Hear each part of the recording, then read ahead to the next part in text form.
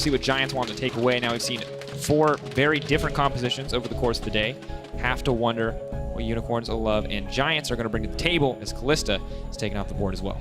Now, earlier in the day, we saw a couple of mid lane bans. They have been pretty consistent throughout the day. Champions like Azir, Ryze, Zoe, all usually taken off the board. Sejuani and Jarvan, also 2 very big picks that I feel need to be taken away, especially when you look at Kold. And I feel like Sejuani and Jarvan would be 2 champions that really fit into his wheelhouse and would be happy to pick up very early on. He likes those champions, you know, solid, clear, you know, the typical jack of all trade junglers, the old school Gragas's, the new Sejuani, the Jarvan, these champions who can be tanky, can offer a little bit of damage, have a comfortable clear speed, generally not bad at any stage of the game.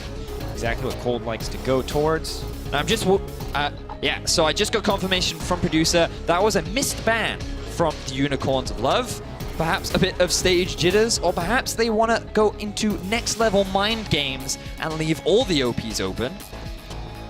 Which is interesting, because if that was true, which I kind of doubt, I think maybe it was just a misstep. I think it was just a misstep. Close to Ezreal, banned away as the update. I would expect that Exileh has a weird counter pick up his sleeve and is like, play the meta champion. I've developed weird things to beat all of them. But we'll have to wait and see as Alistair taken off the board. So Sejuani, Jarvan, Azir, Ryze, all available. Tahm Kench. Let's not forget that Ryze was one of Exile's best champions. Yeah. Back in the day, in 2016, he was one of the innovators that brought out like all the cool things you could do with the Ryze ultimate. Yeah, he was, I believe, the first player to really actively, he was the first player to port a team out of the Baron Pit upon immediately finish the Baron, timing that perfectly. You can remember one of his juke highlights in summer before Unicorns of Love were fighting, I believe in the finals as well. Unfortunately, wasn't able to bring it home for the team, but did lead them to a lot of success. And now as we get to our first pick, he's not going to have the opportunity to pick that Ryze, but Evelynn, a pick we did see ban away in our previous game, could get picked up here. Now the thing about, it's always a gamble talking about hovers. I feel like the safer option right now would be to go for something like a Sejuani so you have a reliable engage. Instead, no, we are going to see the Evelynn come out from Kold.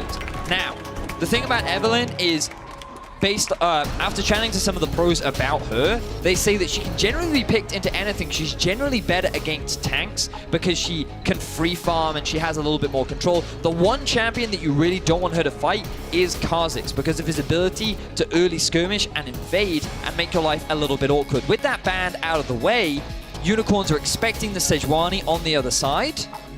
And they're going to say, you know what, Kold, we feel confident. We're going to go for this scaling jungle assassin, which means that WhiteKnight likely going to be going on a tank this game. Which is interesting, too, because it's not what we would have expected from Kold. Once again, Sejuani we thought would have been his wheelhouse. Instead, opting for a more carry-oriented jungle. I want to see how this guy's role changes now that he's on a new team, because Giants, they're taking some pretty powerful meta picks in terms of getting a Sejuani, getting a Tahm Kench, 2 champions that are considered pretty much S tier in their respective roles. Now, I'm looking at these supports, and what I was told is that Totoro, he's quite a big playmaking support. I had to look through his history, and things like Braum were a big pick for him.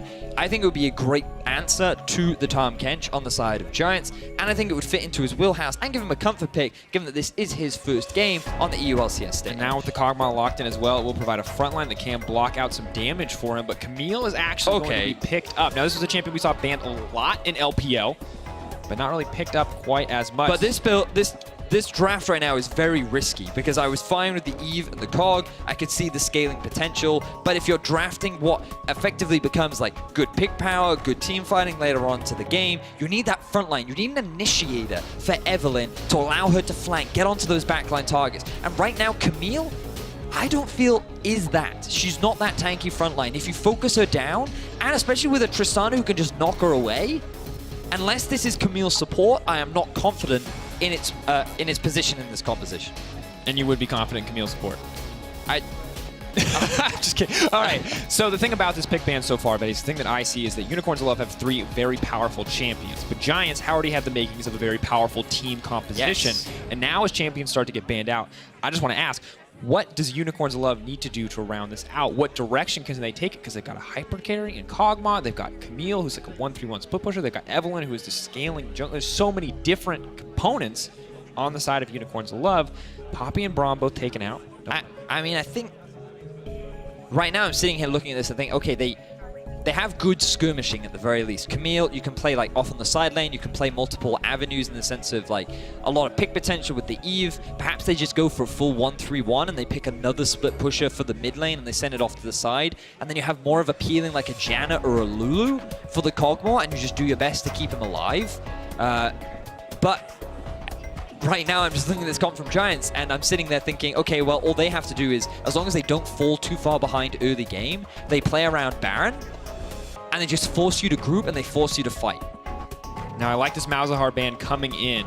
Very unlikely that Unicorns of Love would have taken it themselves because of the Tahm Kench on the opposite side. We saw how powerful that can be in denying that sort of engage. But Exileh going to pick up an old school special for him on the LeBlanc. This is not a champion I expected to see whatsoever.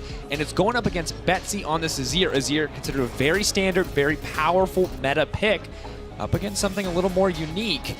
And if Unicorns of Love lock this in, they are playing the biggest glass cannon composition that I have seen in many years. But this is exactly what we were just talking about. Just hard commit to the 1-3-1 and then draft around keeping your Kog'Maw alive. A bit of a protect the Kog composition where you can just sit in the mid lane, wave clear, and just stay alive. Make it difficult for the enemy to engage on you. So yeah, I think this composition is a little risky to play. I think it's a big gamble. Very, very squishy. Scaling very good.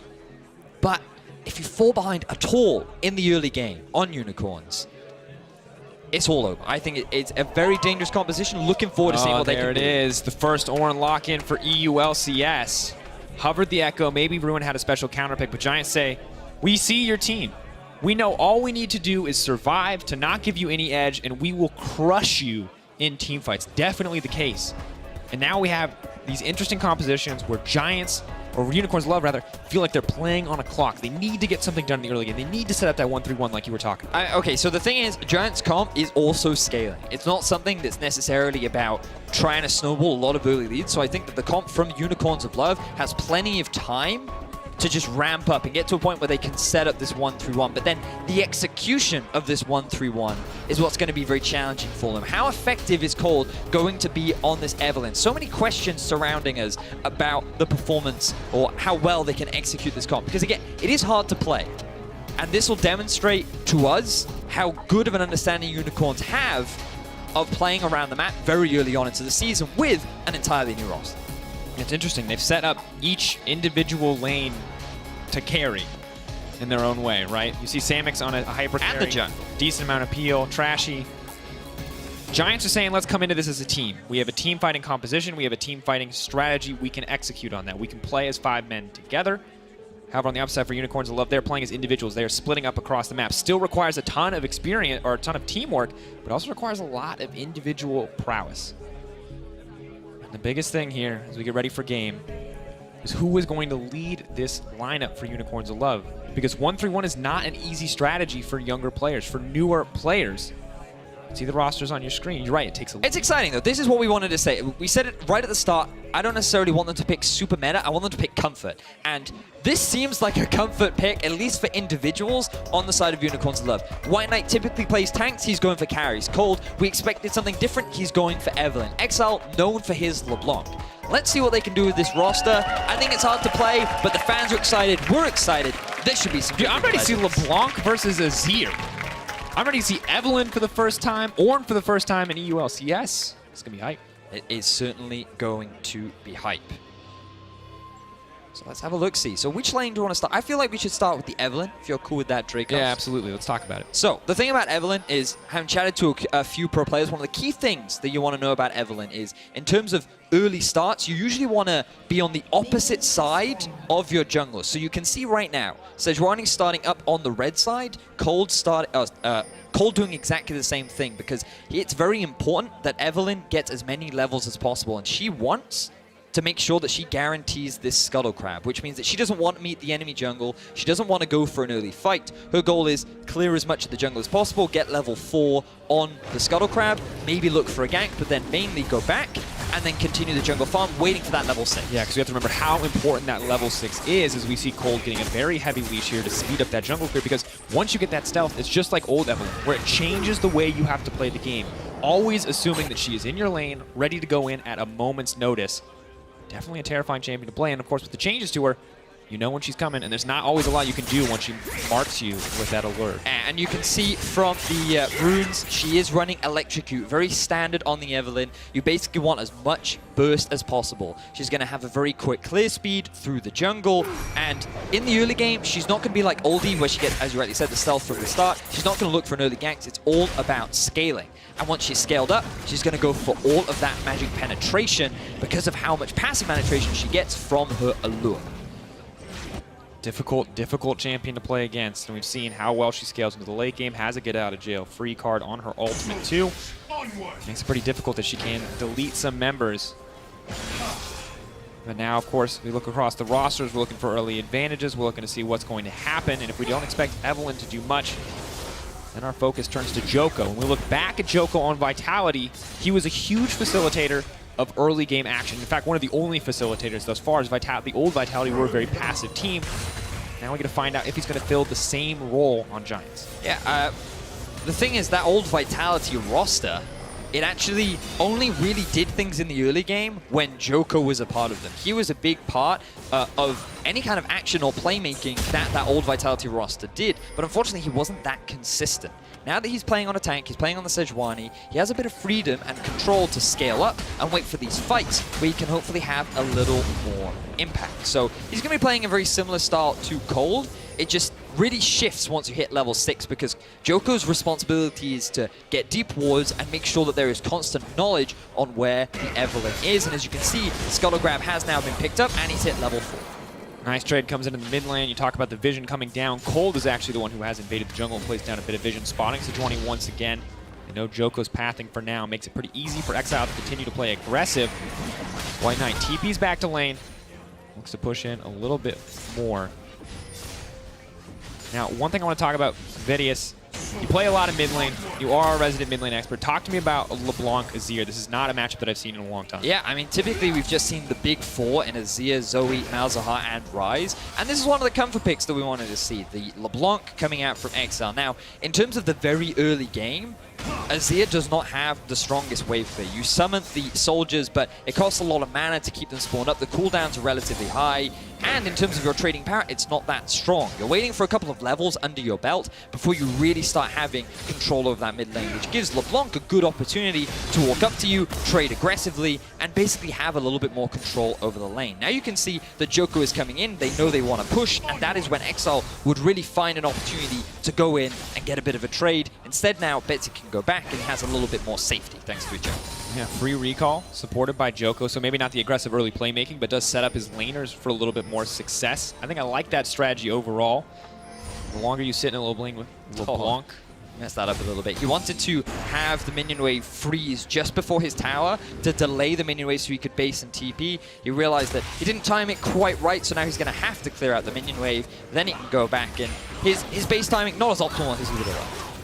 You can see early itemization coming out in a second. Doran's to make sure Betsy can get through the lane a little bit more comfortably. A refillable potion, just wants to heal up. Just wants to survive here a little bit, as you mentioned. Get a few more levels under his belt.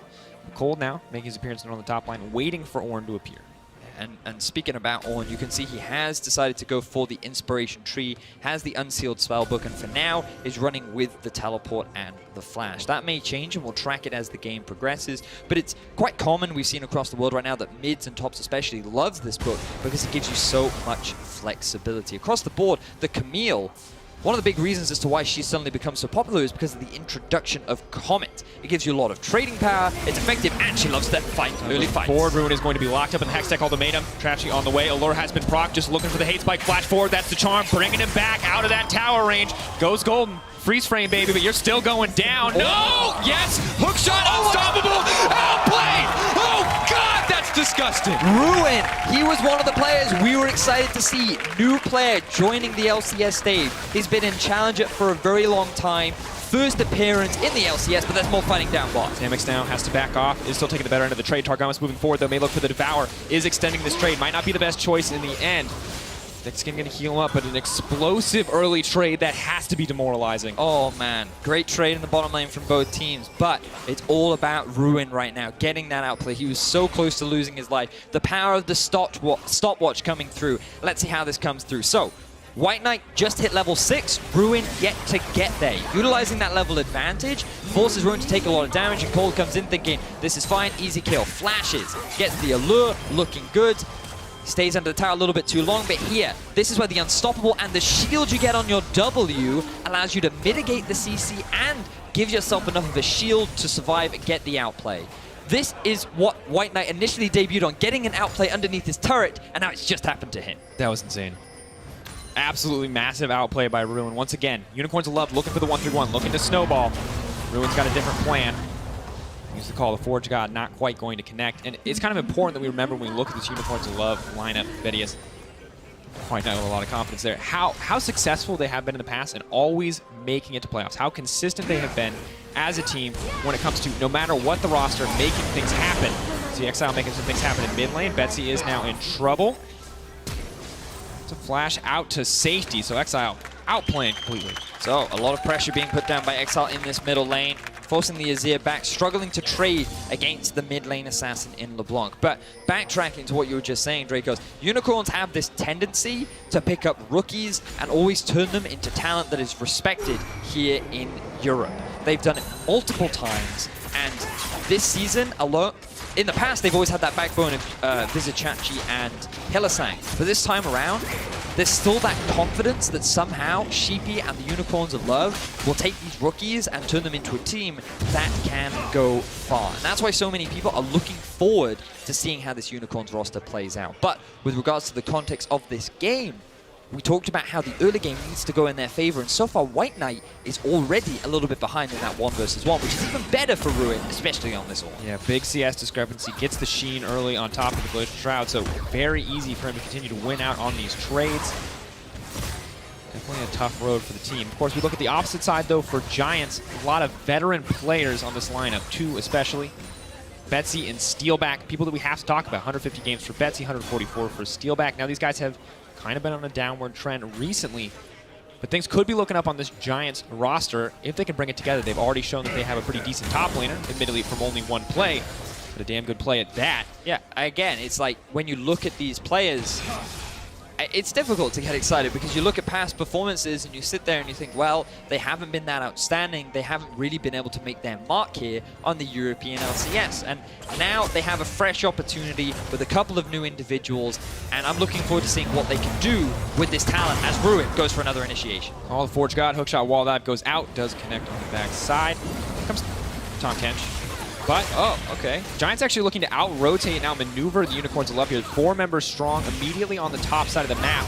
The rest of the Unicorns of Love are mobilizing, but they may be too late. Tristana does a lot of damage to these towers.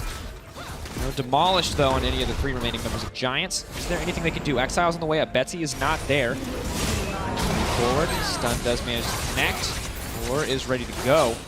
It's on the backside. Unicorns of Love going to hold on to their tower. Samux now left uncontested on the bottom side to push out. This may end in their favor. Yeah, the Kog'Maw just free farming now in the bottom lane.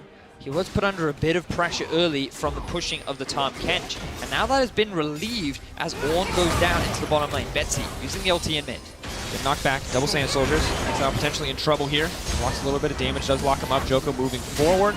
Not going to commit anything more than that. Steeelback. Nice use of the ultimate coming in from WhiteKnight. Does not consume the cooldown from Steeelback in the end, but did dodge the initial projectile.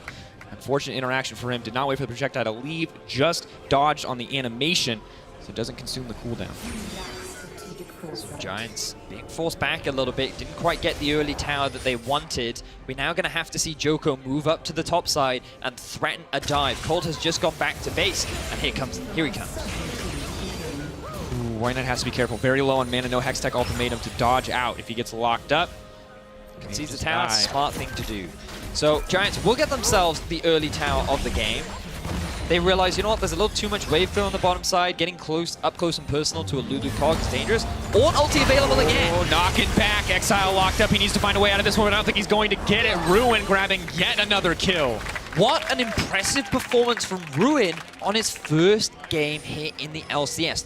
He starts off with an outplay, he gets a bit of a lead, starts putting a lot of pressure down, and now he's becoming a roaming Forge God. He moves into the mid, sets up a gank on a flashless Exileh, and he gets his team another kill. Exactly what the team wants. Betsy now are going to be a lot more comfortable in this lane. Already has the Merc treads to get him through, and when we look back at the old Giants roster, when it was those 4 members that are now on Vitality, Ruin wasn't the center of attention. But here on this new roster, he is starting to make a name for himself. Well, he certainly is. And now Giants, they're putting pressure down onto this mid-tier 1. And again, Drakos, the big thing that we said in the draft was this Unicorns of Love team needs to not fall behind in the early game. It is so important that they're able to have either a safe or an advantageous early game in order to set up the 1-3-1 successfully. Now it is Giants with a 3,000 gold lead at 12 minutes, and you start to see how difficult this composition from the Unicorns of Love is going to be to play. Yeah, you have the hole you build for yourself in a composition like this. There's not the same kind of way to bail yourself out with late game team fights, but you can see this now. This is the problem. Freedom to roam. So you can see here, Exileh used the W already in lane to go for a trade onto Betsy. He then tried to use the ultimate of his W, which was interrupted by Ruin's ultimate. So good use of the knockup to interrupt there. And then Exileh had no escapes left. 2 towers already taken down. Rift Herald will almost guarantee a 3rd. Unicorns of Love going to try to fire back with their objective of their own, but once again, they are digging themselves out of a little bit of a hole here. Ruin does have the ultimate available. It is just going to use it to try to clear this out. It has like no cooldown. Yeah, it's actually insane. It's so low. Every time it's up, he's just throwing it out. I'll have a quick look, see what the cooldown currently is. 97.5 cooldown. Pretty big for a team fighting ultimate. WhiteKnight might want to make a play here to stop this tier 2 from going down, but there is a Rift Herald available. They can summon it successfully, meaning they can't get CC'd. And just take the tier 2 tower. Unicorns of Love still taking a tier 1. This is not going to be a profitable trade in the end. Yeah, I mean, UOL, they have not tried to match this. They're keeping WhiteKnight here, and he's just consistently Giants aren't even going to use the Rift Herald. They could try to use this to break open an inhibitor. Ruin's trying to buy time for the rest of the team. Yeah, it's Flash. So it's a Flash. Flash forward, charging out. Where's he going to go? Unstoppable. Oh! One more. Sidestep. One more. Sidestep. He is going to make it out to safety. The rest of Giants are backing off, but he did buy a lot of time. And he makes it out alive. Gets both 3 summoner spells out from the Unicorns bot lane as well. Ruin. This guy is impressing so far. Want to know who's going to be the carry on this Giants lineup. Turns out it's the guy playing the tank. Not something we expect, but definitely is possible. Unicorns of Love need to find a pick, need to get ahead in tempo somehow, need to find something. At this point, Giants are dictating to them. They say, this is the pace of the game, this is the pace you will play at, this is where you will go. And that means all the freedom, all the creativity of a pick like Evelynn, of a pick like LeBlanc are absolutely wasted. And remember, what we wanted to know was, how are these teams going to play? The questions were, what is the UOL identity in terms of their playstyle? What about Giants? And right now, it feels like that the Unicorns are not really trying anything. They're just sticking to standard lanes. They're making a couple of mistakes. Exileh, unfortunately for Unicorns, dies in the middle lane. And Giants, they're being a little more creative. They're trying to play around the map in the early game. They're focusing on getting these towers early rather than snowballing a particular lane or trying to build themselves up through individual dominance. And aside from Ruin getting a couple of cool outplays, like, Giants are just playing the map very well and punishing UOL's comp. And that's the thing, is we saw Trashy move top, almost get a kill. Hope, I think that was the play for Unicorns of Love. They were hoping to start the snowball. It could have been. You're right. That was the moment. That is the most pivotal moment, I would argue, in this game thus far, is that outplay. Because if Camille has a kill, if Camille can suddenly 1v1 the Ornn, it's a very different game. But the second Camille gets behind, you've lost one pressure point on the map completely. Yep. Especially when an Ornn gets ahead, because, you know, the unstoppable that he gains on his Bellows Breath becomes even harder to stop when you're 2-0-0 and already have an Iceborne Gauntlet at 15 minutes into the game. And you already are going to struggle to kill a tank if he gets a few tank items early, but nonetheless, Ornn manages to scale on a lot of those tanky stats in terms of damage output. So it's really just brutal here on the side of WhiteKnight. So it's the final out of town now for Giants, utilizing that Rift Herald. Chain still going to land on the Betsy. Exileh desperate to make a play here. Bringing it back, does manage to dodge out. Kold is here. Self will get consumed, it looks like. Rift Herald now just going to cut through this tower. Giants going to extend their lead, and Vedius, I did not expect this Giants lineup to play a clean game of League of Legends, but here we are playing really well thus far, and now Ruin's looking for some individual outplays. As Call the Forge God comes in, WhiteKnight going to have a hard time dodging. This one does get knocked up. Wall buys a bit of time. unstoppable. Is just going to be able to make it out, though. Hookshot wall dive cooldown is low enough that he can escape. A little too much mobility there for Ruin to stick to him, but the pressure that he's generated means that Giants can set up for the Drake. Cloud will be the first one of the game, while Giants are sitting at a 4-0 tower advantage. Now here comes Kold. Now this allure has been procced. Charm will be coming in soon, right after securing charge. Hextech ultimatum to try to dodge the CC. That's going to be a kill going down onto Ruin. Nice picked off for the Unicorns of Love. And finally, Unicorns get something back. They're able to punish Ruin for overextending and not having vision or jungle support. Unicorns finally getting themselves onto the kill ward.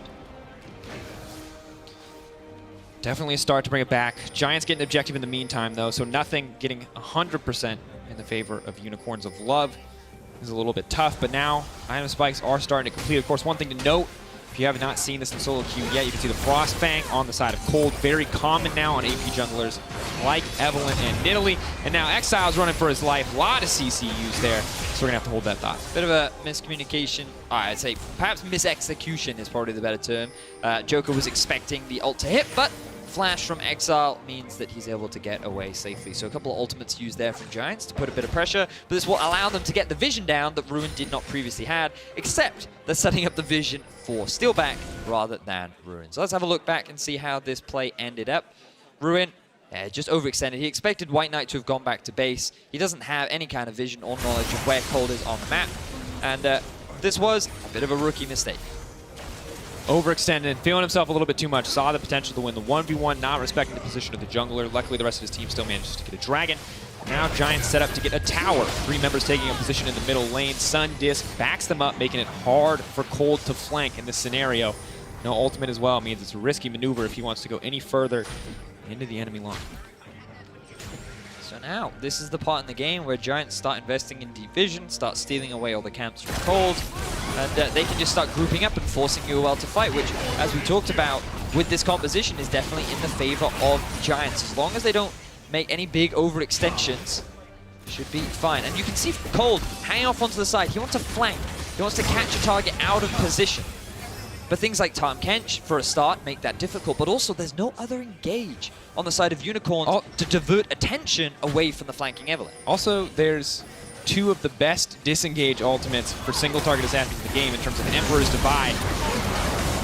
Tristana's ultimate as well, the Buster Shot. Going to get marked up, not going to get charmed, though. And Vedius, you talk about a 1-3-1 composition, and one of the big reasons we always mention that it needs to get ahead is, where is the wave clear for this team if they keep ending up in siege scenarios like Giants just presented with? Yeah, and I mean, you look at the siege from Giants too, and it is very strong. Azir, Tristana, their tower taking power and their poke power is insane. And then if you have Ruin hanging around too, the risk of you getting dived just increases. So we've harped on a lot about how this composition is very difficult to play, but the pressure is now on Kold to perform. He wants to try and move off to these side lanes. He wants to try and get picks onto Ruin and potentially Betsy if they move off into these single lanes, isolated lanes, and find the picks that they have found before. But they're going to need a lot of them if they want to regain that gold gap that has now been built. Difficult place to be. We check in on the items. Once again, you can see Tristana working towards the second attack speed item as well as a BF sword. So mostly focused on just clearing out these waves. On the opposite side, Kog'Maw, bit of a standard build, Rageblade second, but LeBlanc and Azir are the 2 that I want to talk about, because normally when we see a Gunblade completed on LeBlanc in an even game, it's like lights out. Like, that is enough burst for her to solo anyone. But it feels like Exile's just too far behind to really get an edge on Betsy. Well, LeBlanc is one of those champions that you can never really afford to underestimate, especially with the Gunblade completed as well. That burst will still hurt. Levels are still relatively even, and with an electrocute on top, there's always that risk. But Giants playing the map pretty well right now, stealing away those camps. Mid priority slightly in favor of Unicorns, except both waves yet to hit the mid lane. So that will give time for Giants to revert. Dragon going to be spawning in about 2 minutes time. Baron is up. Giants, they're just playing the slow and casual game. They know they don't need to force anything right now, because this game is only going to go better and better for them. Just terrifying. Azir, Tristana together. So much range, so much safety in the backline. On top of that, they're defended by a Tahm Kench, by an Ornn. Of course, coming up next, Rawcat versus Schalke, the new Schalke lineup to be unveiled. New Rawcat lineup as well. A lot of changes here in the ULCS, so stick around. That one is going to be exciting. Right now, we're in the thick of it. Unicorns of Love versus Giants. And Exile find the solo kill. Oh, backing off. That's the ultimate coming in from Ornn. Camille has gone. That's not what you want. Yeah, absolutely out in that exchange. And where are now Unicorns punishing on the map? Because ideally, in an ideal 1-3-1 setup, if you send someone off onto the side lane, and they send 4 members to go and kill them, you have one of your pressure points elsewhere taking an objective, and instead, Exile's now being forced back. The mid lane got pushed, but that tower wasn't threatened. And Unicorns are effectively losing all 3 lanes after Giants sent 4 members down to the bottom lane. When your solo laners lose like this in this 1v1, it just feels like there's not a lot of hope for this style of composition. And they look so good when they're ahead, Vedius. They always look broken, they look unstoppable when these solo laners have a lead, but we just saw Exileh lose out on a 1v1 trade versus Betsy as a LeBlanc into an Azir. That is a rough situation. Look at the control the Giants have. They took the mid tier 2, they're now going to take the bottom tier 2, 6 towers to 1 in favor of this Giants. We were not expecting this, Drakos. We were expecting a much more dominant Unicorns, and Giants are the ones taking the lead. Now they're trying to start a fight. Call the Forge God is available. He is going to get charmed up, ruined now in the middle of the team, but Targamas is there to back him up. Stun up goes on to Targamas. Call the Forge God coming out. Samux has been marked up. He's going to knock it back, hit multiple members. Exileh pushing forward onto the front line, but he's not dealing much damage to the tanks as they body block for the remaining carries. And again, no initiation on the side of Unicorns. Giants using the Tahm Kench. They didn't even need to use the Steeelback ultimate. Betsy wasn't even there. They just walked away with 0 threat, and now they're repositioned to set up for Infernal Drake. 4 members strong. They pulled the dragon out of the pit. Unicorns of Love may want to contest this, but Djoko's waiting right there. That's going to be a death sentence for Totoro. Face first into disaster. Ruin's back as well. Not really a chance there for Unicorns to fire back. Moving into an unwarded area, definitely not the right choice. And now Giants move back towards the mid lane, get the push on, and if they're feeling confident, they could look to play around the Baron, or perhaps they'll just play it safe, reset the map, and spend some of their hard-earned gold. Gets harder and harder for the Unicorns of Love. Double attack speed items now completed for Steeelback. Double attack speed items, to be fair, now completed for Samux. But he's already struggling to get any kind of auto attacks into these fights as his teammates are just instantly deleted by a team that should be more about sustained damage at this point, but they're just so far ahead. You see the gold lead. The Dragons, absolutely massive. 6 towers to 1 in the favor of Giants. New season for Giants is looking fantastic. It's looking so good. You know, you, Deficio, and I all did a bit of a power ranking, and both Deficio and I we put them at the bottom. We put Giants at the bottom, right? Our expectations were low. And right now, they're performing excellently, and Betsy... Gonna find the disengage, just gonna make it out. That's the allure. Djoko may just accept that Betsy's gonna be taken down. Maybe this is the chance. Unicorns will love to fire back as Exileh pushes forward onto the front line. Djoko doing what he can to disengage. WhiteKnight hungry for a little bit more. Attack sweep comes out, but he's just gonna walk it Classic away. caster curse. Just as you start praising a team, they end up getting caught out, and now Betsy goes down. UOL trying to use the mobility of this comp to find these little picks, catch people as they move around the map. And to be fair, Betsy, he should not have taken that greedy path through the river. They did not have control through it. UOL effectively shut him down. So they get themselves another kill, but that gold gap's still very big and very far away for Unicorns to close just yet. But that's exactly what Unicorns want. They want Giants to get a little overconfident, to overstep a little, to forget how much damage the Unicorns of Love can do, because you can see, if you're ever left alone, pretty easy for the Camille, the Eve, to take down anyone, even Azir, who should just be able to disengage. And this is just a lesson that you guys at home should learn if you're playing in your solo queue games. Just take the safe path, go behind the Baron rather than through the river if you don't have the appropriate vision. As Exileh now getting collapsed upon. Takes the blast cone, gonna try to leap out to safety, but could be in trouble here. Does manage to make it out, but Exileh once again playing on the razor's edge. Something he did a lot last season, often to not much success. See if it works out better for him this time around. He tries to secure his own blue buff, but Djoko will take that one away. That's an excellent reference, Drakos, because he played Talon before, and one of his sayings is on the razor's edge. Oh, really? Good job. I felt like you deserve acknowledgement for that. Now, back to the game. Group up of Giants in the middle lane. Kold looking for a potential flank.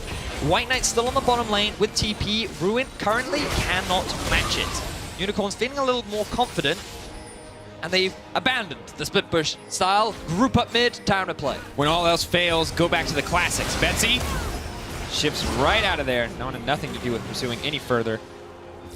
Bit of poke does go down. Ooh, nice fight. Samux hasn't actually had a huge impact in this game so far. 0-0-0, 2 items finished, Still a late game threat we have to keep our eyes on as the game progresses. Perhaps he could be the savior for the Unicorns. Oh god. It's looking a little difficult as Tristana has now completed 3 crit items. Now going to move forward to push in for a little bit more onto the tower, backing off the slow siege. Unicorns of Love have to be scared of. No Baron backs them up, and yet still they're able to threaten the inhibitor tower, the superior range of Steeelback. The amazing disengage potential of this Giants roster. It's going to take a miracle for Unicorns of Love to find a way in. Okay, they're starting the Baron. Here we go. There's a reason they're called the Blessing. See if they can find it here. For some reason, Betsy was tanking the Baron. He's now lost 50% of his HP. It's baiting. Unicorns just trying to get a bit of vision down, get a bit of knowledge. And to be fair, look at Camille off on the side lane. You can see a lot of pressure being put down onto Ruin. Even though Ruin has the level advantage and has an item advantage, he is still the one being pushed underneath his tower from the wave clear and trading power that WhiteKnight does have. And we have to remember that eventually WhiteKnight will outscale. Ideally, it would have happened earlier in the game, but Camille just has so much damage potential here. And Ornn, of course, rewarded so much for building tanky stats, isn't going to be able to outtrade forever, especially if Camille gets some lifesteal or something else kind of side lane focused in her build. But in this instance, WhiteKnight had to back away because realized the rest of the Unicorns had decided to go back to base, spend a bit of their gold, and the vision had disappeared on the bot side of Giants map. So smart there from WhiteKnight. Instead, just going to clear out an extra wave, go back to base. Looks like working towards the Sterak's gauge, which currently the Trinity Force Sterak's gauge is another reason as to why many pro players consider Camille to be a pretty strong and safe top laner in the current meta, thanks to the combo that it could provide with the base AD additions and the sheen from Trinity. It's actually really gross. If you haven't played against it, it's really an insane amount of damage. By increasing the base damage, you increase the sheen proc, as you just mentioned, and it's very, very strong. Normally we see it way sooner because Camille is expected to snowball. Luckily for Giants, though, Ruin has delayed that power spike just so significantly by outplaying across that lane matchup. However, now Unicorns of Love, a lot of members hiding. Separate bushes. There's Kold. He's looking to go in onto Ruin. He's going to get the charm. Unstoppable, though, is going to block most of it. Call the Forge God has been utilized. He's going to toss it back. WhiteKnight now moving forward. Steeelback untouched on the backside. Dealing what damage he can. Ulti is going to connect. Steeelback deleting Samux. Totoro now on the run, but Steeelback has so much range. The flash forward, no hesitation from the AD carry. Double kill comes in for the Giants. Very fast collapse from the Giants roster. Kold wanted to try and get a pick off onto Ruin. Do what they've been doing so far, just finding targets out of position. But this time, Giants was ready for the turnaround fight. And now they've got their eyes set on Baron. Should be an easy pickup for them. It's going to come down to Kold and Exileh. Can they pick them apart enough? WhiteKnight on the bottom side of the map, Ruin as well. Both have TP if they want to attend. Eve on the way, LeBlanc on the way, a lot of damage. Betsy could be in trouble here. Kold ready to flash over the wall. Is this his moment? Is this his time to shine? Not gonna get it. Djoko with a clutch smite to secure it for the team. Now Exileh trying to hunt down Betsy. Betsy trying to make it out. Steeelback over the wall. Can they deal enough damage? Just the 1-for-1, but Baron falling for Giants in the end. Giants walk away happy. Losing the Baron on your mid laner is always going to be a bit of a pain point, but the overall gains are huge. This Giants team is looking fantastic, and remember, we're now in the best of ones. Unicorns of Love, they don't have time to adapt. They can't pivot. They committed to this strategy, and Giants have successfully punished them. Now it's counting against them, as you said. Betsy does die, so they're short one member with a Baron buff, but this team could already siege just about uncontested without a Baron buff. Now that they have it in their hands, should be able to break open these inhibitors and start to find a way to close out this game. We can check, though, one more time in the replay. Now, the decision here is not bad, because you can see Ruin is out of position. The collapse is good, but the Tahm Kench ultimate and the ability for Ruin to buy time allows Djoko to come in from an ideal flank, and just look at Samux. He gets left out to the dogs. They just completely catch him out of position. Totoro cannot provide the same kind of peel and evacuation that the Tahm Kench can. And then they go towards the Baron. Now Kold, he tries to steal it away, fails to do so, and Exileh, he just does what he can to get some kind of a redeem. But even then, Betsy able to get himself the 1-for-1. Exactly what the team need. First inhibitor is going to drop. Massive top wave present. Once again, not really any reliable, safe wave clear on the side of Unicorns of Love, so they have to give this one up too. It's the last dance to fight for the Nexus. Exileh is leaping forward. He's hoping to poke. All the Forge God comes out. Exileh will get knocked up. The chain CC comes in beautifully, and down he goes as Steeelback is on a rampage. WhiteKnight goes through the middle of the frame, but that's not going to work out too well for them. Kold has to ult out hoping to get a little bit more. Steeelback may have gone too far, but Giants more than happy to just keep pushing in. More than happy to use this Baron buff to start to look to close out the game. Only one member down on the side of Unicorns of Love. Is this going to count against them? Are they going to back off here? Have to respect the potential for Unicorns of Love to re-engage, but Kold is just getting cut through. Nothing can stand in front of this Giants lineup. Their carries are just too strong. WhiteKnight may get a pick for himself, but the rest of the team is leaping forward. Steeelback now unstoppable. Where is the man who built QSS first? He is gone. He is dead. Steeelback is here to win. Giants walk away with 2 inhibitors. They expose the nexus of the Unicorns of Love, and they have silenced the crowd. There are a lot of Unicorns fans here ready to see the new shape, the new form that this team would take. And yes, it was exciting, it was interesting, it was unique, but it has not come to fruition. Giants went for the safe, went for the standard, and individuals stepped up. Ruin with some great outplays, Betsy holding his own against Exileh, and Steeelback now in the late game, 5-0-1. This Giants roster is looking good. And at this point, it's hard to find a way into the backline. WhiteKnight finds his pick, he feels good about it, but honestly, as long as one of those carries is alive and the Tahm Kench is there to back them up, it's pretty easy for Giants to pull out these teamfight wins. There's just not enough damage. And this is the classic closeout. Giants could just run down mid lane and look for the team fight, but they're going to play it slow. They're going to look for that third inhibitor, and Exileh, he's just tickling them. The only person he can hurt is Steeelback or Betsy, but they're just protected so well by this Tahm Kench, by this Ornn. Now the tower is set to fall. Exileh leaping forward to look for something, but Tahm Kench just says nope. Not going to let it happen. Power of Tahm Kench makes Assassin so much harder to play. Third inhibitor now exposed for Giants. 12,000 gold, and here goes Djoko. Betsy could be in trouble. Tahm Kench is going to say no. Samux is uncontested in the back line. He dishes out a little bit of damage, but he is going to get knocked up. Ruin has so much CC. Knocked out of the fight. Samux doesn't really have a chance here. Betsy is still alive. Uncontested. WhiteKnight traded for nothing. As Exileh runs for his life, Giants see an uncontested Nexus in front of them, and this is going to be their first win. Samux, not enough to stand in front of them. Denied in the end as Steeelback's runs. Will he go down? No, he won't. Nexus falls. Giants take the win. Big win for Giants Gaming. Ruin, new to the LCS stage. A lot of question marks around this roster, and they step up and they take the win over the Unicorns of Love. All I had was questions, Drakos. All I was wondering is what will these two teams provide? And it feels like Unicorns, they tried for an interesting, unique playstyle. Difficult to execute, but if they could do it, it could have been amazing. Unfortunately for them, Giants stepped up. They kept it standard, and their individual talent allowed them to get that early lead, and they never let it go. And we can't shy away from talking about how well they played the macro game as well. Outside of a few mistakes, they were rotating very well. They were using their resources very well to snowball the lead. Yes, the lead was built on individual outplays. The lead was built definitely by Ruin, but the rest of the team absolutely followed up. And this is not a level of coordination we were expecting to see from this roster. Great performance from Giants. Nice slippers there from Djoko. Didn't realize that he was wearing those bad boys. He has giant wolf slippers. Yes, folks. I did notice that. Press. That's how you know he's ready. He's hungry like the wolf. That was awful, I'm sorry. So Giants, now, I mean, it makes this roster a little bit more exciting, a little bit more hype for this team now, because initially I was thinking, okay, this team, they're full of talent that did not have a great year. Ruin on the original Giants roster back in Challenger Series, he was kind of one of the weak links. But now these rookies combined with these veteran talents, they are looking promising. And it just means that this was their first challenge. Let's see how they overcome the next future challenges, and how will the Unicorns be able to adapt moving forward? Will they keep to this unique playstyle? Will they execute on some of their own individual champions and preferences, or they become a little bit more standard, be a little safer, be a little more meta?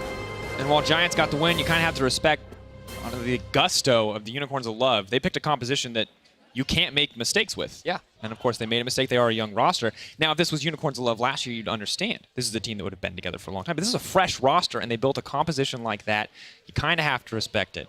Well, looking at the Giants side, we've got 3 candidates in the race for player of the game: Ruin, Steeelback, and Betsy. So head over to @LOL eSports and vote on the poll. We'll reveal your choice after the break.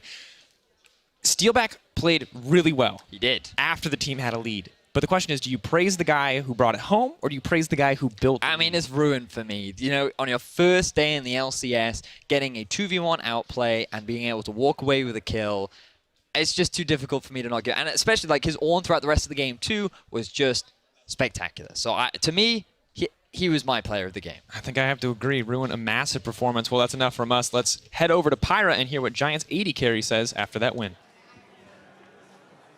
Thank you very much, Drakos. Yeah, I'm joined by Steeelback, who absolutely popped off on that Tristana. Steeelback, were you surprised at how that game went at all, or was that all according to plan? Well, I think in scrims we had pretty good results, so I'm not really surprised by how we played today. But I'm actually quite happy that we could transfer this level that we had in scrim on stage, because I know we had this problem in a few teams that I did before. And actually, I'm quite happy that we get this win and we'll get confidence for the split.